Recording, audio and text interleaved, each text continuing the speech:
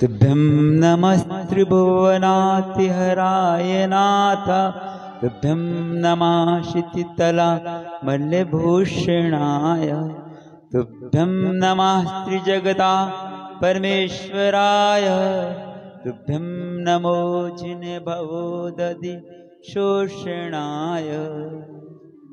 भवसागर में भटक रहे थे गुरुवर ने सन्मार्ग दिया कुंभकार के श्रद्ध से हमको साधक का आकार दिया। समय सार का सार बताकर हम शिष्यों का उद्धार किया। नमस्कार हो सुनील गुरु को जिनने यह उपकार किया जिनने यह उपकार किया।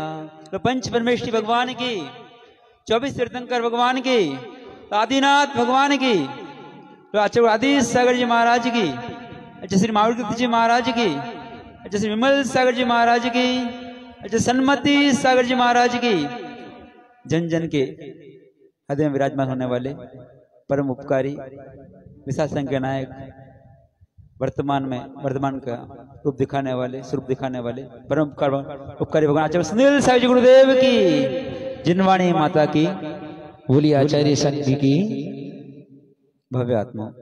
सौभाग्य है इस जीव का हमारे जीव का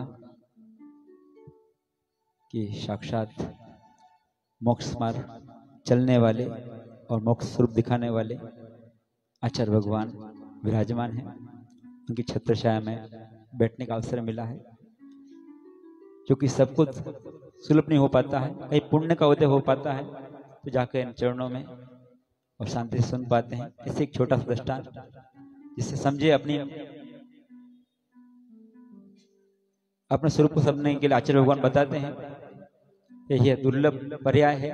दुर्लभ पर्याय में दुर्लभ अवसर मिला है हमें जहाँ बैठे हुए हैं और वो क्षण मिल रहे हैं कि कैसे जीव का उद्धार हो सके कैसे स्वरूप की प्राप्ति हो सके।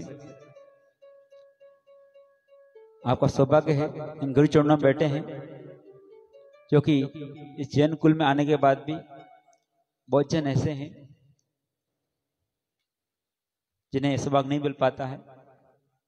ऐसे एक श्रावक की बात कर रहा हूं वो भी जैन कुल में तो आ गया फिर भी उतना संपन्न नहीं था कि यहाँ बैठ सके। सुबह उठता काम पे जाना पड़ता था अपना व्यापार के लिए जाना पड़ता था। पहले भी जब देखा रहेगा आचार्य बुआते हैं जो 40-50 साल पहले के व्यापार करने के लिए गांव गांव में जाना पड़ता था तो वो भी अपने व्यापार के लिए बाहर जा रहा था। एक दिन रास्ता भटक गया और जंगल रास्ते में भटक गया और भटकते भटकते उसे एक गुरु के दर्शन हो गए। पहले लगा मार्ग भटक गया उसको लगा आज मेरे को भटका नहीं सही जगह पे मैं आ गया हूं और गुरु चरणों में बैठा। गुरु ध्यान में थे और भी लोग आए थे। फिर ध्यान जब समाप्त हुआ गुरु ने उपदेश दिया और आशीर्वाद लेकर वहां बैठा और सुना कि महाराज मासो उपवासी हैं और भी गदगद हो गया। और अपने भी जब सुनते हैं दर्शन हमने नहीं किए बड़े महाराज जी में सुनते हैं अच्छा संत सागर जी महाराज मासो उपवासी और साधना करते थे। कैसे हो सकता है बिलीव नहीं होता है मगर अभी संघ में देखते हैं कि गुरु कृपा से गुरु आशीर्वाद से भी अभी भी उपवास हो रहे हैं 4-5 उपवास। तो बिलीव होता है कि नहीं ऐसे भी गुरु होते रहेंगे और उन्होंने साधना की रहेगी। तो वो जीव व्यापार करके चला गया वहां से और भावना की जब पढ़ना होएगा तो भावना थी उसकी भी मुझे पढ़गान का अवसर मिले। फिर भी जब मासो उपवासी मुनिराज हैं इतने बड़े बड़े भक्त हैं राजा हैं सेठ हैं मुझे अवसर मिलेगा। फिर भी उसने श्रावक कुल में था तो अपना जो सौभाग्य है उसे जगाने का पुरुषार्थ किया। और वो दिन भी आ गया कि महाराज जी का पाड़ने का दिन था। उसने भी अपना जो रोज भोजन था शुद्ध खाता था, उस दिन व्यापार का छोड़कर कहने पहले पड़गान करूंगा, फिर भाग्य में रहेगा तो गुरु आएंगे, नहीं तो कोई बात नहीं, अपना सौभाग्य को अपनाऊंगा, अपना सौभाग्य की परीक्षा करूंगा। और बहुत जन पड़गान खड़े थे, पर जो गुरु हैं, ये दिगंबर चर्या है, यहाँ तो ना छोटा देखा जाता है ना बड़ा देखा जाता है, यहाँ तो विधि मिल जाती है वहाँ, और विधि नहीं मिलती है। तो आचार्य भगवान का भी यहाँ पे भी अपने दिल्ली में भी देखा रहेगा, उपवास हो गया। इस चर्या के धनी होते हैं गुरु, और उसके यहाँ पर पड़गान हो गया, गदगद भाव थे और आहार दे रहा था, और आहार पूर्ण हो गया और मुनिराज जंगल में चले गए। मुनिराज तो भी आपको भी अवसर मिला है ऋषभ बिहार दिल्ली वालों को कि महाराज हैं, और इतना बड़ा संघ है, नहीं एक ही महाराज हो, दो महाराज ही हो, तो भाई भी इतना बड़ा विशाल संघ है तो उम्मीद लगी रहती है, आज नहीं तो कल, तो सौभाग्य को अपनाना चाहिए। बात कर रहा हूं वहां पे वो जीव ने पुण्य किया, धर्म कार्य किया, और आयु पुण्य होती है, सबको जाना पड़ता है, ये सत्य है, जन्म जहां हुआ वहां मरण भी होता है।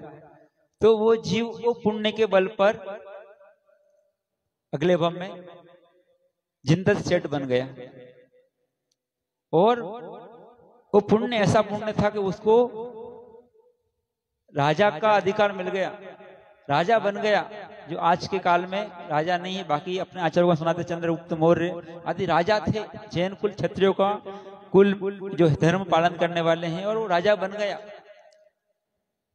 फिर प्रश्न आता है उसको, वो उसका अपहरण हो जाता है, तो उसको अपहरण करके किडनैप कर लेकर जंगल में छोड़ दिया गया। वापिस जंगल में था तो वापिस रास्ता देखने के लिए वापिस मुनिराज मिल जाते हैं। तो वो पूछता है मुनिराज को कि भगवान, मैं कैसा जीव हूं कि इस पर्याय में मैंने ऐसा कौन सा पुण्य किया पिछले पर्याय में, ये पुण्य कि मैं वणिक का पुत्र बना, जिनदत्त सेठ बना, फिर राजा बन गया, और फिर मेरा अपहरण हो गया।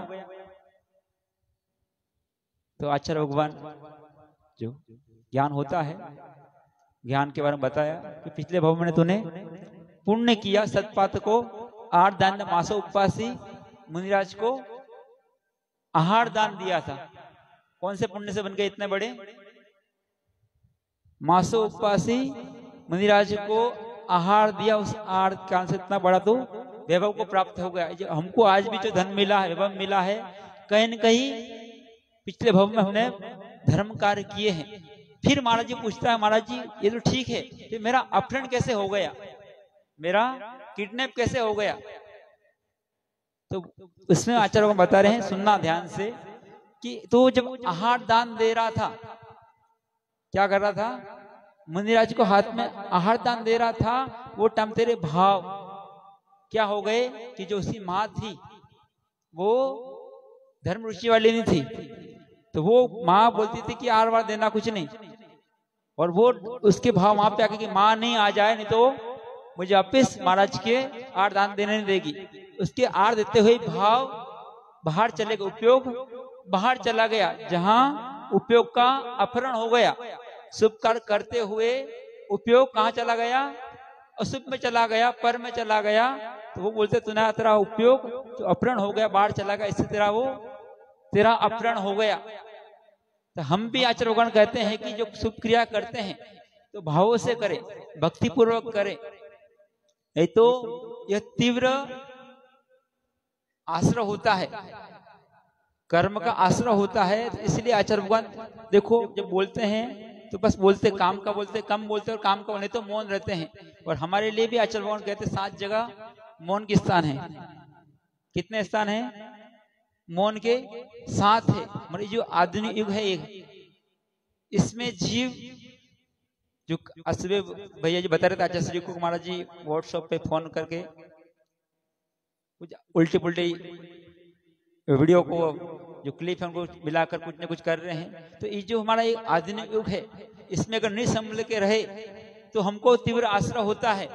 और बंद फिर जब हो जाएगा, आचार्य भगवान स्वाध्याय करता सुबह तथास्मृति का कि जीव जो देव शास्त्र की निंदा करता है, मदपाई है, ऐसे बहुत से कारण बताए हैं, वो नरक तक जाता है और दुख भोगने पड़ते हैं।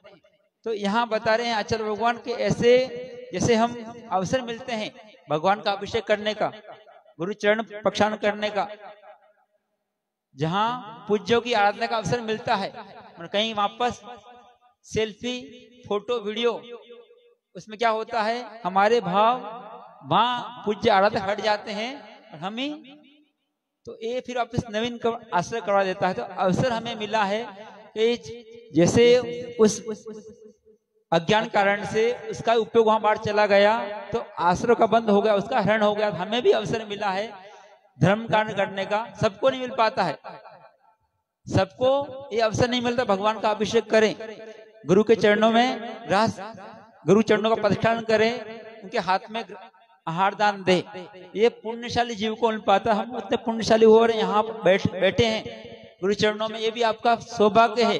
तो इस सौभाग्य को और भी श्रद्धापूर्वक जो मोबाइल है उसका दुरुपयोग नहीं करने, तो विश्वास करना आगम कहता है, आचार्य भगवान कहते हैं, आपने पढ़ा रहेगा तो श्रीपाल चरित्र कि वहां वो तद्भव मोक्षगामी जीव है, मगर गुरु की इतना निंदा करने वाला, गुरु को और साथ में निंदा की और धकेल समुद्र में, तो वो उसको ढकला गया। और जो बोलते मुनिराज मलिन होते हैं, ऐसे परिणाम खराब किए, वो परिणाम के कारण से इसने अनुभूत ना भी कि सासों ने वो सब कोड़ी हो गए। कर्म ऐसा है वो किसको छोड़ता नहीं है, इसीलिए हमें यह देखें, माने ऐसा नहीं माने कि बस इन्होंने कपड़े निकाल दिए हमने कपड़े पहने हुए, नहीं भैया, इन्होंने अपने आप को इतना, एक भव का ये पुण्य नहीं है। यहाँ देख लो 60-80 के होने के बाद भी घर नहीं छूट रहा है, और ये 20 साल 19 साल की उम्र में वैराग संयम मार्ग में आगे बढ़ गए, तो कहीं भव साधना करते हुए हैं आए हैं। हमारी एक माताजी थी संघ में, सुधर्मवती माताजी, वो हमेशा कहती थी ये आचार्य भगवान एक भाव का पुण्य नहीं है, एक भाव के मुनि नहीं बने हुए, भव मुनि बनते हुए आए हैं। ऐसे ये महान ज्ञानी ध्यानी इतना तत्व ज्ञान है देशना में दे रहे हैं। आज देखो उम्र 47 के आसपास, जब इनकी दीक्षा की बात करते हैं 19 ईयर्स में दीक्षा ले ली, वो टाइम में इतना ज्ञान था। 19 साल में बच्चा जब बोलते हैं रात्रि भोजन का छोड़ो, कम से कम आलू का त्याग कर लो, हफ्ते में 2 दिन 4 दिन कर लो, तो नहीं हो पाता है। एक बच्चा मुझे से बोल रहा था, महाराज जी मैंने जो अपने त्याग दिया मुझे नहीं हो पाएगा, वो भी 20 साल का लगभग रहेगा। वो टाइम में इन्होंने घर छोड़ दिया और 30 साल की उम्र में आचार्य पद, इतना बड़ा संघ की जिम्मेदारी ले ली।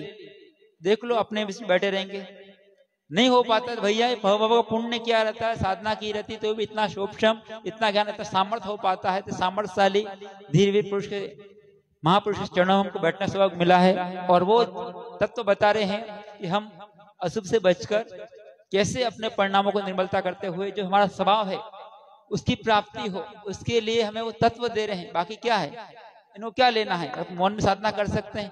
फिर भी एक अवसर मिला है कि इस काल में तीर्थंकर नहीं है, सर्वज्ञ प्रभु नहीं है, फिर भी जो ये पद जिम्मेदारी आई है, जिम्मेदारी को निभाते हुए हमारे सबके उत्थान के लिए हमेशा वो देशना देते हैं।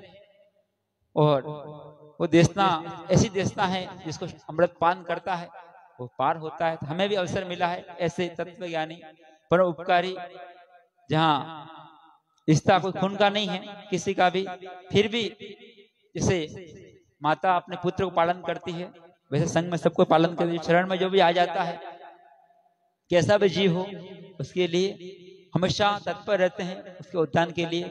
ऐसे जहाँ खून का रिश्ता नहीं है, संबंध नहीं है, फिर भी वो ऐसा वात्सल्य देते हैं, अनुकंपा बरसाते हैं और हमको मार्ग दिखा रहे हैं जो अपना स्वरूप है, जो हमारा अनंत ज्ञान अनंत वैभव है, हमें दिखा रहे हैं। और स्वयं चल के बता रहे हैं कि भैया साधनों से हटना पड़ेगा, साधनों में लगना पड़ेगा तो जाकर उत्थान हो पाता है। हमको आप भी समझे बात को, साधनों से जहाँ कहीं साधनों के साथ में हम दुर्गति की ओर प्राप्ति हो जाए, साधना सदुपयोग करते हुए साधना की ओर आप भी तत्पर हो। और आचार्य भगवान की जीवन ही साधना में है, हम भी साधना सीखें और अपना कल्याण करें, ये मंगल भावना। चलो सुनील साहब जी गुरुदेव की नमोस्तु भगवान। परम पूज परम उपकारी आचार्य श्री के चरणों में करवत प्रार्थना है कि आप अपनी मंगलमय वाणी से हमें कृतार्थ करें। नमोस्तु गुरुदेव, नमोस्तु नमोस्तु।